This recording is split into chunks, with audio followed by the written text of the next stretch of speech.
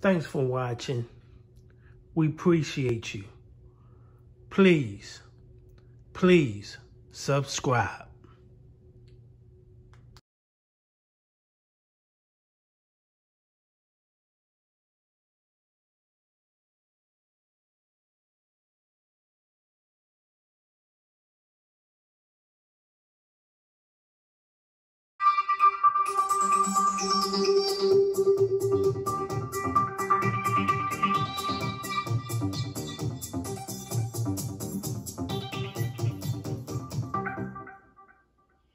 Who made a tenant sign a sex contract in order to lease a home defended himself in federal court today. Hello and thank you for joining us live at 6. I'm Paulina Bootska. And I'm Joe Mueller. Tricia has the night off. It's day 5 of the ongoing trial over alleged violations of the Fair Housing Act, discrimination, harassment, and wrongful eviction. 13 Chief Investigator Darcy Spears has new details about how and why the sex contract came to be a part of the rental agreement. She made me do it. That's the landlord's defense to making his tenant sign a sex contract to get herself and her 5 children into a stable home. This is the home on Wedgebrook Street in Southeast Las Vegas. In November 2018, as you see here in his ad that's part of the court record, Alan Rothstein was a property manager and real estate broker. He was hired by the out-of-state homeowner to lease out the house.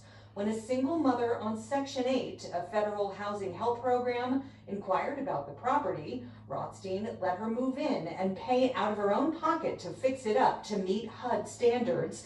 But in order to stay there and get a signed lease, he required her signature on this contract agreeing to have sex with him. It's direct consent for sexual intercourse and or which is in italics.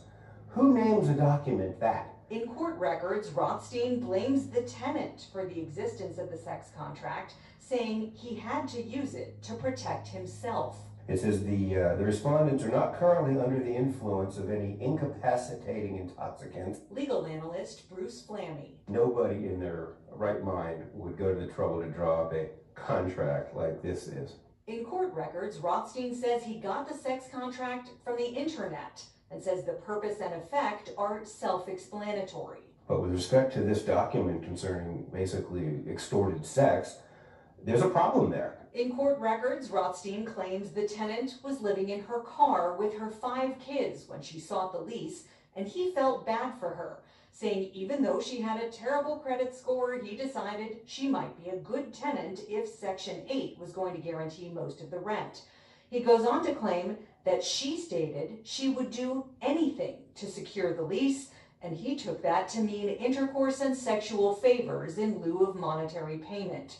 He says those suggestions were rebuffed when he met with her, and that he had her sign the sex contract so he could not be accused of misconduct. I did think it was a nice touch at the end where the drafter says that you're subject to perjury if you violate any of the terms of this contract that he drafted up for his tenants. In court records, Rothstein says the tenant who's currently suing him is the only person he's ever given an agreement of this nature. But with respect to the facts, I think we have to say thank God for strong women, because I think it's a valid point that this is designed to be utilized against people who don't have the resources to stand up. The tenant says she never had any sexual encounter with Alan Rothstein. I reached Rothstein on the phone today, and both he and his lawyer said they had no comment, at least while the trial remains ongoing. It's expected to wrap up early next week. In a separate action just a few months ago, the Nevada Real Estate Division investigated the allegations surrounding the sex contract.